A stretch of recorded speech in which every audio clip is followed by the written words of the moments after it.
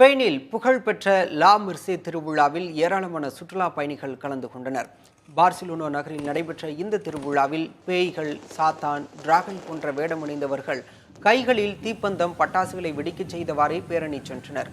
இதில் கலந்து கொண்ட சிறுவர்கள் முதல் பெரியவர்கள் வரை அனைவரும் உற்சாகமாக ஆடிப்பாடி கொண்டாடினர்.